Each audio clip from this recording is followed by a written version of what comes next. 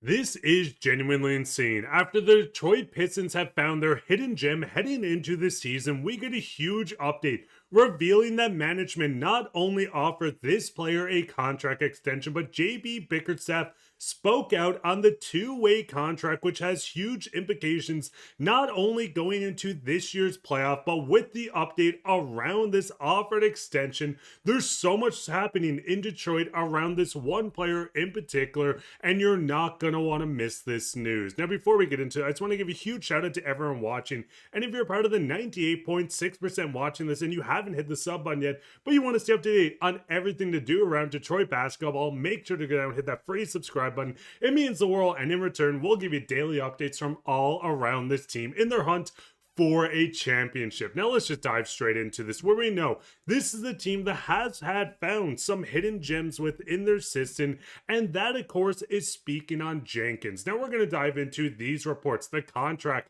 and so much more, but I do want to highlight Jenkins, who has been an absolute stud for this team and a hidden gem joining them.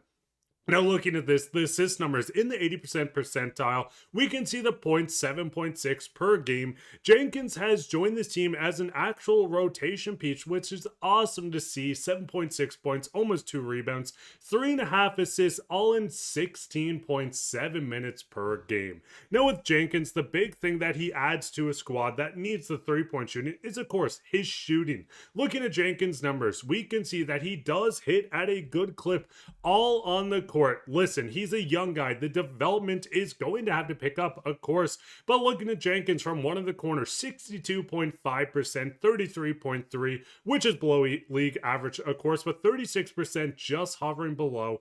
This is a player that is adding quite a bit to a Pistons team on a two-way contract, which does have fans fired up. This video is sponsored by Kalshi, the US's largest prediction market. Kalshi lets you trade event contracts peer-to-peer, not against sportsbooks, and Kalshi is available nationwide, including California, Texas, all the way to here in Detroit. And if you go down in the description and use the link plus Digest NBA, you get $10 when you trade your first 100. Now looking at Kalshi, we know we're heading into one of the biggest times of the year, which is the Super Bowl. And if you want to trade on Seattle winning the Super Bowl, $100 gets you $148 in return, and using that first $100 that you deposit, you can also use the free $10 to trade on who will make an appearance. Now we know Travis Kelce is not in the Super Bowl, and that probably means Taylor Swift will not make it, but Jason Kelce, if you trade yes, will make an appearance. $10 fetches you 13. It's a general smarter way to use your sports and news knowledge, and you can close positions whenever you want. Once again, go down and download Kalshi using the link in the description plus code DIGESTNBA to get $10 on your first $100 deposit. Now, the big thing with Jenkins, of course, the 1 year on this contract, and looking at the fact that it's a two-way contract, this does throw some implications into the wrench. Now, looking at the contract once again, the 1 year and, of course, the two-way contract, carrying a cap hit of just $0 at this point. We know with Jenkins, he's adding a lot. He's came in as that bench scorer, someone that can help when Cade Cunningham is not on the floors. Looking at his averages over the past little bit has been insane. Over the last month, Jenkins is averaging 9.5, 5, and shooting 43% from 3. This is where we see the report that Jenkins has turned down a 2-year minimum contract from the Pistons, and his camp believes he's played well enough to get a multi-year offers in free agency. Now, when looking at this, I want to dive into this deeper, but going into Bickerstaff speaking on the situation, we can see him talk on what exactly is happening. Obviously, that isn't the final decision for me and how they work that out, but he thinks he's earned a spot on this roster, and he's proved he can help us win. Him being out there allows us to have a ball handler out there and put Cade in different spots. His ability to defend multiple positions and make shots, so it's a good fit and just adds to the versatility.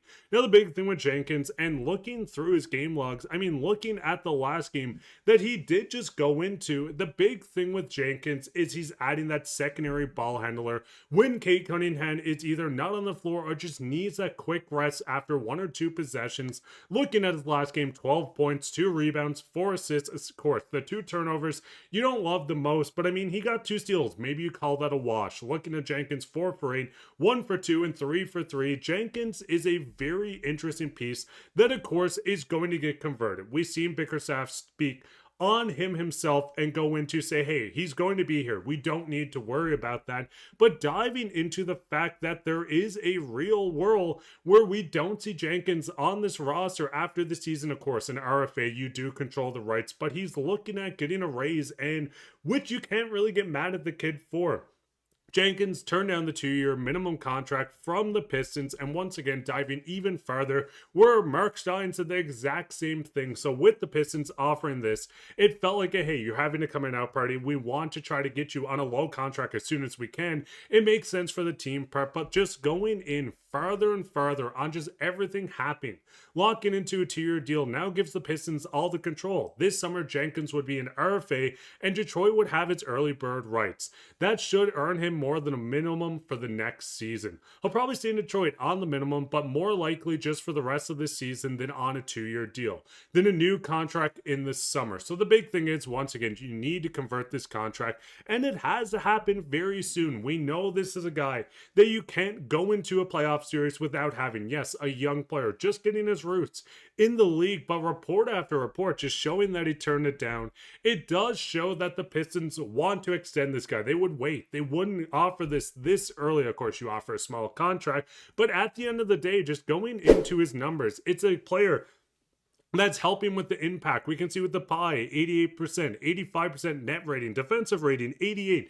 This is a kid that's truly showing his worth, and it shows that adding him next to the talent that we have within this roster, of course, Cade Cunningham, the MVP caliber season, are looking like even better numbers. But at the end of the day, getting them locked into term with a lot of these players to keep this core group together. Of course, Jaden Ivey needs to take that next step, but you have Cade Cunningham putting up those historic numbers for this team, diving into even more players as soon as I can find it here with Jalen Duren looking like Shaq out there some nights. This is a core group of guys that you want to extend and you want to keep around. And of course, this is taking minutes from guys that are showing some serious problems within the organization. Of course, I don't want to say his name, but he's on the screen. You know exactly who I'm talking about. Caris LeVert is a guy that, of course, Jenkins is stealing these minutes from. Looking over his numbers, you can see the points are in the 58th percentile, rebounds 33, assists 76, minutes 57. Everything with Caris LeVert is not panning out to what you want it, and thank God we have these young guys taking that next step within the organization. Plus, with Caris LeVert and that exception you have from the Dennis Schroeder trade, that just opens up even more to go and get an MPJ style. We know there's guys like Bridges that we don't want to target, but there's multiple guys, and attaching this contract plus draft capital, maybe a young guy, and then that exception, you're working with, what is it, close on 40 million, 35 to go out and truly get a player that can add to this roster of fans. So what is your thoughts on this? What is your thoughts on this Pistons team? What is your thoughts on Jenkins coming out party? How much do you think it's going to work out with keeping him long term? They have his early bird rights, but seeing the contract shut down, it makes sense from his end. We just wish that we got him on the cheaper deal to open that window a little more. But let me know all your thoughts on everything down below. While you're down there, leave a like, subscribe, share this with your friends. We'll be back in another episode, so keep your eye for that. But I've been your host, Mark Bye, and take care, Pistons.